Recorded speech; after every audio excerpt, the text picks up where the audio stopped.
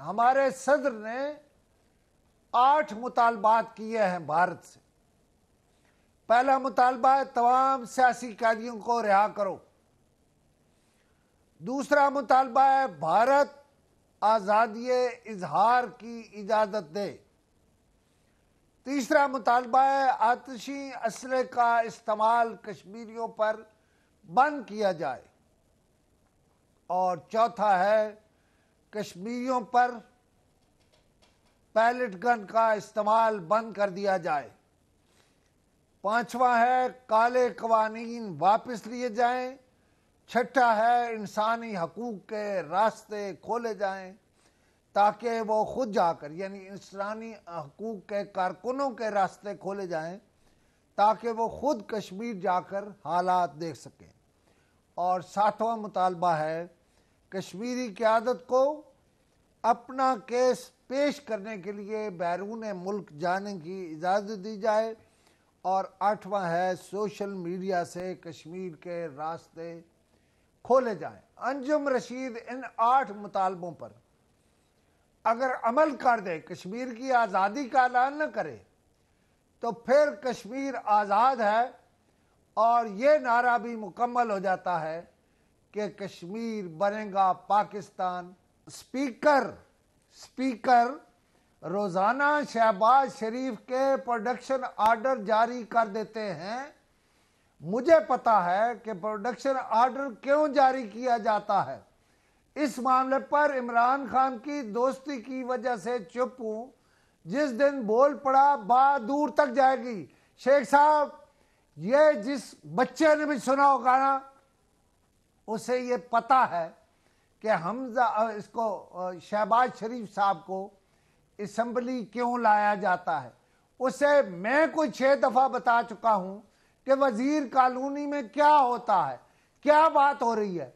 और इसी प्रोग्राम के रिकॉर्ड पे है कि मैं पिछले 6 महीने से कह रहा हूं कि मुज़ाकरात हो रहे हैं। मैं तो कह रहा हूं एनआरओ भी हो रहा है, छोड़ दें एनआरओ को, बात हो रही है। ये तो मैं शुरू में कह रहा हूं। और शरीफ ने खुद कहा था कि बातचीत कभी ख़त्म जो है वो नहीं होती। शेख रशीद साहब को क्या मसला है कि वो कहते हैं कि मैं इमरान का दोस्त ना होता, उनकी दोस्ती की वजह से चुप हूं, वरना मैं बोल पड़ता और बात पता नहीं कहां तक जाती। S&P का कहना है कि हुकूमत का मुख्तलिफ शराकतदारों से माली इमदाद लेने के बावजूद मामूली तरक्की के ज़्यादा इम्कानात और कम ज़खायर का तहफ़्फ़ुज़ मुल्क के बैरूनी सतह के लिए चैलेंज है। असल में तो वो ये कह रहे हैं कि आप लेट हो गए हैं IMF जाने से, लिहाजा कोई उम्मीद नहीं है आपकी माशी हालत अच्छे होने की। और ये चूंकि असद उमर के किबले ने कहा है, हमारा किबला तो मक्का में है ना,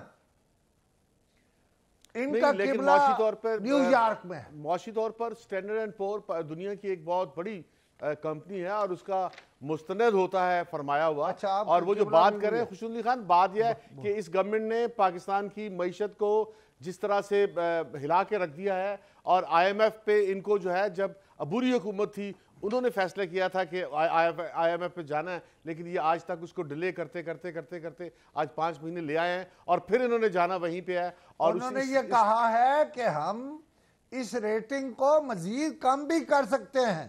आप और देखें ना कि पाकिस्तान की माशी हालत अगर इस तरह खराब होती रही, ये इल्जाम लगा रहे थे कि शरह नमू रवां साल 4% होगी।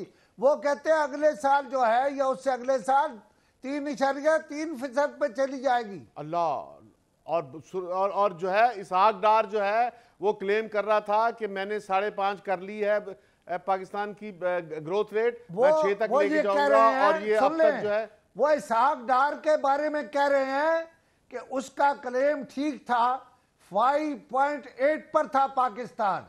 वो इसहाक डार को ठीक कह रहे हैं।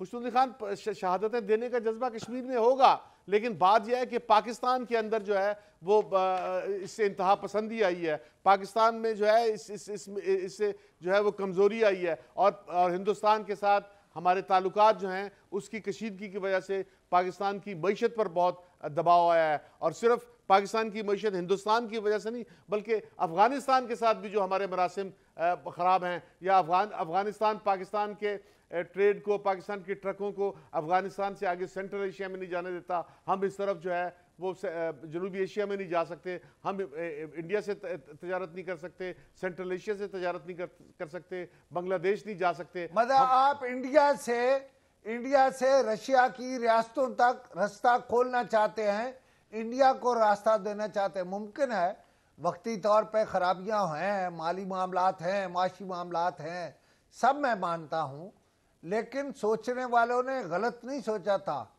कि हमारी स्ट्रेटेजिक जो डेप्थ है वो अफगानिस्तान में है, और अब शायद बहुत जल्द हम देख लेंगे ये क्या होगा यहाँ पे।